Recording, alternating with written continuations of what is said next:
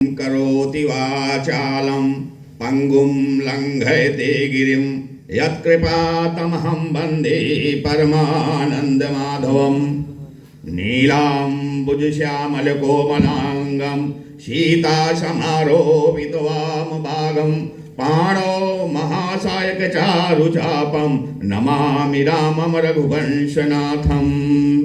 श्री राम जय जय राम।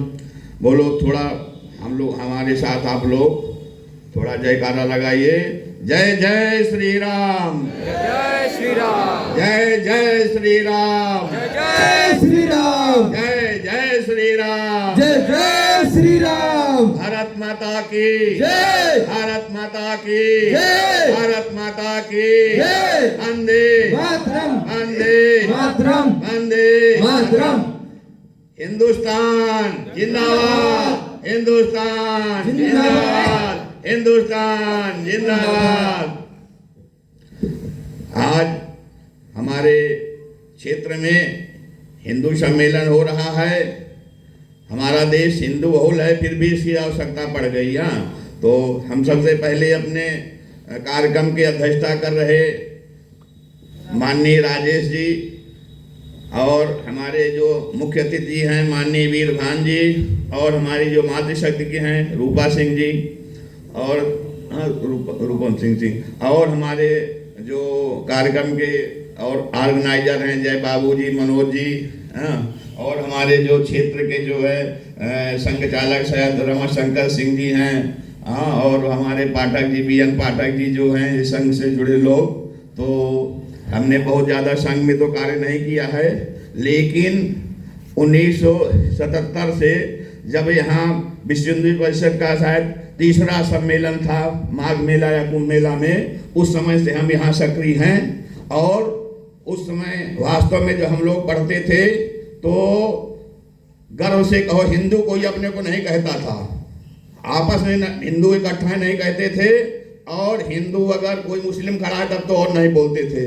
उस समय ये पहला नारा जो आया था गर्व से कहो हम हिंदू हैं, हर जगह स्टिकर लगाया गया था जय श्री राम और गर्व से कहो हिंदू हैं। फिर आगे आके 1984 में कोटि संत भक्तों को तारे बंदी क्यों है राम हमारे, जब भगवान राम ताला में बंद थे अयोध्या में, उस समय ये नारा दिया गया था कोटि संत भक्तों को तारे बंदी क्यों है राम हमारे। और उसके बाद ही ताला खुला आंदोलन हुआ, ताला खुला परिस्थितियां जो भी हो कोर्ट के आदेश से जैसे भी हो, लेकिन बिना हिंदू के जागरण के, हिंदुओं के कार्यक्रम से, आंदोलन से कुछ नहीं हुआ, ना कुछ आगे होने वाला है।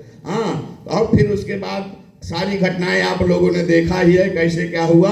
अब उस पर न जाके हमें ये कहना है कि जो भी कार्य हम लोग कर रहे हैं अपने देश में या अपने समाज में, हिंदुओं की एकता के बिना कुछ नहीं होगा।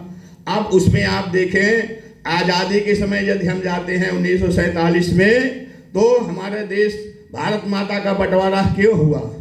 भारत माँ का बंटवारा इसलिए हुआ कि मुसलमानों ने कहा कि हम हिंदुओं के साथ नहीं रह सकते हैं, और उस पर जो है कांग्रेस ने या महात्मा गांधी जी ने उस बंटवारे को स्वीकार किया, और उस बंटवारे के साथ ही वंदे मातरम गीत का भी, जैसे भारत का खंड हुआ वैसे वंदे मातरम गीत का खंड हुआ। और जब उन्होंने ये कहा कि हम भारत पे नहीं रह सकते हैं, हिंदुओं के साथ नहीं रह सकते हैं, अपना देश धर्म के आधार पर ले लिया, तो यहाँ पाकिस्तान तो उनका बन गया, जो हमारा बचा वो हिंदुस्तान नहीं बना, वो हिंदुस्तान नहीं बना, उसको हिंदुस्तान बनना चाहिए था। जो लिखा गया कि इंडिया दैट इज भारत, वो लिखना चाहिए हिंदुस्तान दैट इज भारत। हिंदुस्तान ही भारत जो से बचा वो हिंदुस्तान, उसको हिंदुस्तान कहिए, Hindustan that is Bharat, India is that is Bharat नहीं। तो जब इन्होंने बंटवारा हो गया और उस समय 24% हिंदू पाकिस्तान में थे, इसमें 2% बचे हैं। बांग्लादेश में क्या थे 30% थे, आज 4% बचे हैं। क्यों बचे हैं? अब वैसे भी अगर हम लोग देखें यहाँ अपने करैली में क्या स्थिति है, कोई हिंदू परिवार अब वहाँ रहना नहीं चाहता। जैसे कि 50 हिंदुओं के घर हों और एक मोहम्मदन है तो वो सुरक्षित है, लेकिन जो है अगर मोहम्मदन जो है कितने भी, हाँ, अगर मोहम्मदनों के बीच में अगर 50 हिंदू के बीच में एक मोहम्मदन आके रहने लगा तो धीरे धीरे वहां से उन्हीं का साम्राज्य हो जाएगा। हाँ, तो ये क्या, ऐसा क्या हो रहा है आज पाकिस्तान में, बांग्लादेश में हिंदुओं की क्या दशा हो रही है। अपने भारतवर्ष में अगर हम लोग देखें तो असम में, बंगाल में क्या स्थिति बन रही है, या जहां भी वो जिस गांव में, जिस मोहल्ले में जहां भी थोड़ा भी बहुमत में आ गए, थोड़ा भी उनकी संख्या हुई, वहां हिंदुओं को रहना दुर्भर हो रहा है। और तो हिंदुओं की एकता बहुत आवश्यक है। हाँ, अब उसमें देखिए, उनसे अगर पूछा जाए कि आप कौन हो, तो कहते हैं हम मुसलमान हैं। और हिंदुओं में क्या है, ठीक है, वो जाति पात में बटे हुए हैं। हाँ, आप भाई पहले देश है, हिंदू है, तब तो आप कुछ हैं।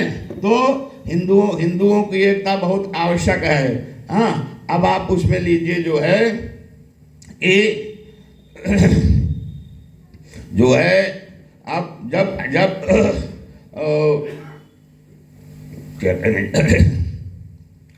अच्छा, तो जब हम कोई भी कार्य करेंगे तो हमें संगठित रहना है।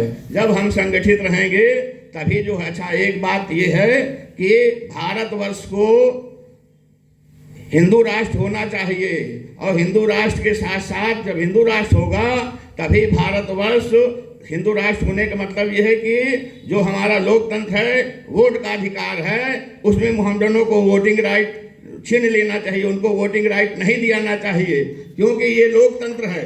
लोकतंत्र में आज हम अगर हिंदू राष्ट्र बना लेंगे और उनको वोटिंग राइट मिला रहेगा, तो जिस ढंग से वो डेमोग्राफी चेंज कर रहे हैं, जनसंख्या बढ़ा रहे हैं, 4 पत्नियों 40 बच्चे, तो एक न एक दिन जब उनकी जनसंख्या बढ़ जाएगी, वोट के द्वारा वो फिर सत्ता में आ जाएंगे, तो हिंदू राष्ट्र सत्ता में आकर के ही संविधान से बनेगा, तो वो जब चाहेंगे फिर संविधान बदल जाएगा। और जहाँ जहाँ भी उनकी संख्या 50% ऊपर गई है या 40% गई है, वहाँ से अन्य जो है जितने भी हैं सब लोगों को पलायन करना पड़ा है, और उनके उन्होंने इस्लाम देश हो गया है। विश्व में इसमें 57 इस्लामिक स्टेट हैं, बताइए। वह उनकी उत्पत्ति इस्लाम धर्म के 1400-1500 साल की पहले की है। हाँ, हमारा सनातन धर्म है, सनातन जिसका कभी ना आदि है ना अंत है, जो कि प्रकृति से जुड़ा है। हाँ, जो सदैव रहता है, वो कभी खत्म नहीं हुआ, न होगा, लेकिन उसको दबाया जा रहा है, उसको नष्ट करने का प्रयास किया जा रहा है, और ये कार्य बिना हिंदुओं की एकता के संभव नहीं है। तो आज हम भले ये सोचें हम आपस में जाति पात में बटे रहें, तो लेकिन जब हमारा देश ही सुरक्षित नहीं है, समाज सुरक्षित नहीं है, तो कैसे होगा, क्या होगा। और हमारे समाज में देखिए कभी भी जो है आपस में भेदभाव नहीं रहा है। छुआछूत यह मुगलों की देन है। हमारे समाज में सदैव शुद्धता, पवित्रता का ध्यान रखा गया है, सदाचरण का ध्यान रखा गया है, और भगवत भक्त के लिए किसी को भी रोक नहीं है, सभी के लिए दरवाजे खुले हुए हैं। जहाँ पर कि समाज की बात आती है, कोई मेला हुआ, माघ मेला, कुंभ मेला, गंगा स्नान हो रहा है, कौन किसी की जात पूछता है। हाँ, तो जो हमारा या भगवान की भक्त में राम नाम लेने में किसी को कोई रोक है।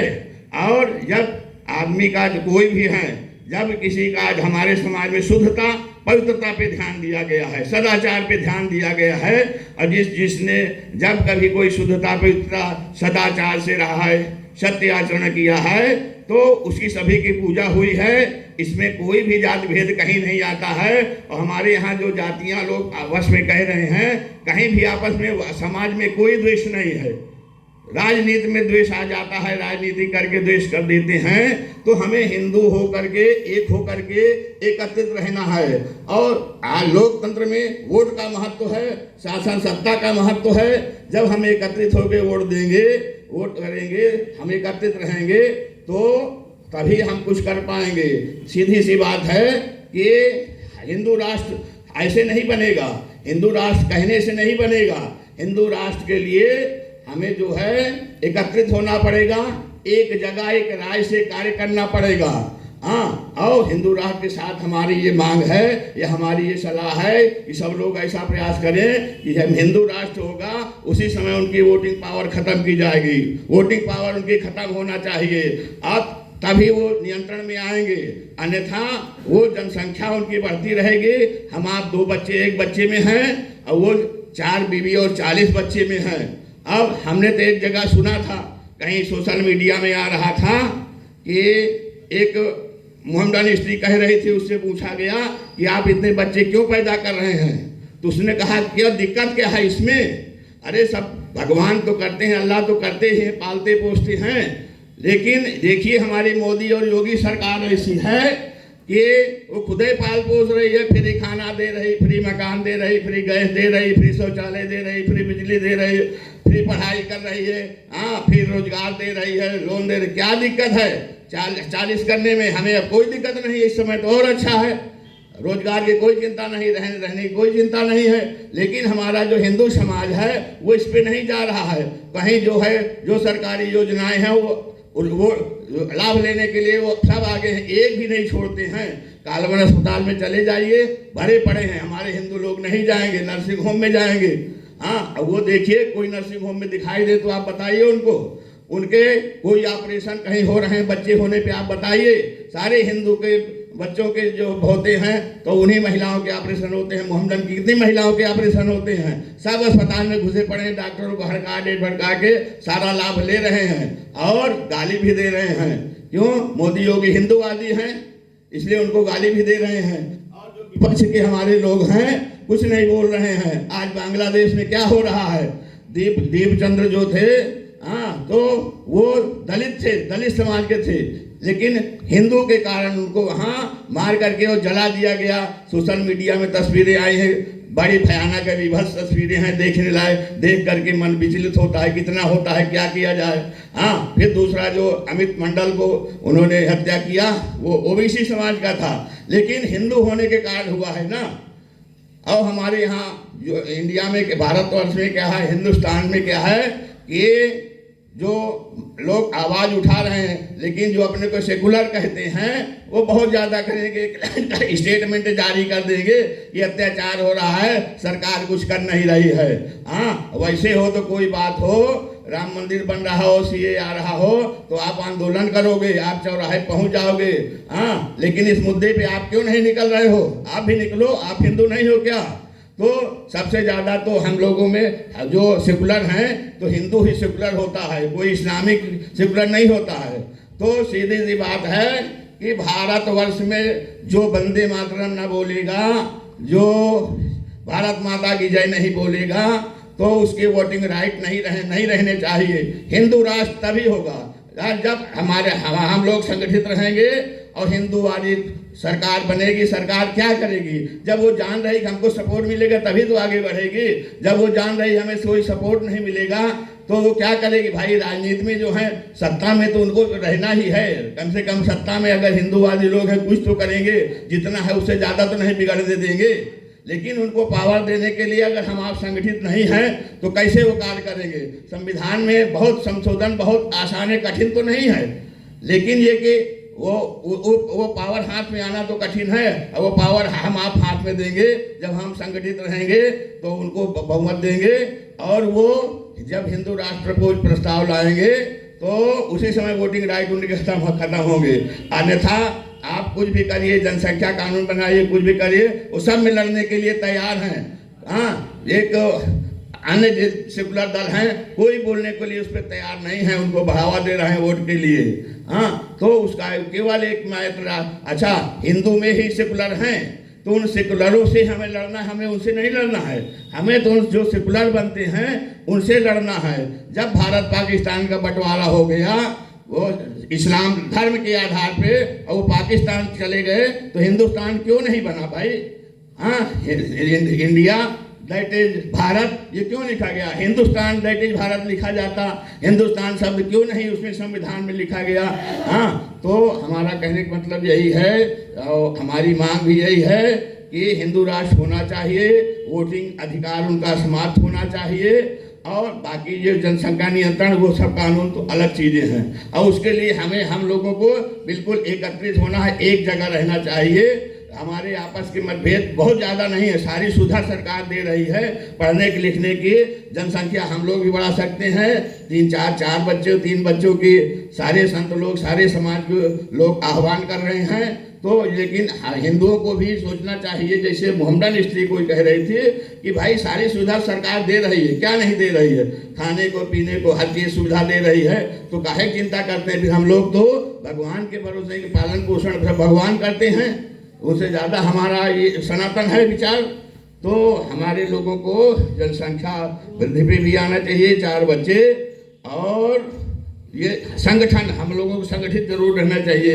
लोग देखिए, लोकतंत्र है, प्रजातांत्रिक युग में वोट का महत्व है, और हम लोगों को संख्या भी बढ़ानी चाहिए अपनी, और हम लोगों को संगठित होके एक जगह अपना रहना चाहिए। हाँ, तो हिंदूवादी जब सरकार रहेगी, कहने से नहीं होगा, हम लोगों को संगठन करने से होगा। वोट की राजनीति है। हाँ, तो इसलिए उनको जो है हिंदू राष्ट्र के लिए वोटिंग अधिकार समाप्त करने के लिए, और जो है सारी व्यवस्थाएं ठीक करने के लिए, हाँ, हम लोगों को बिल्कुल संगठित होना है।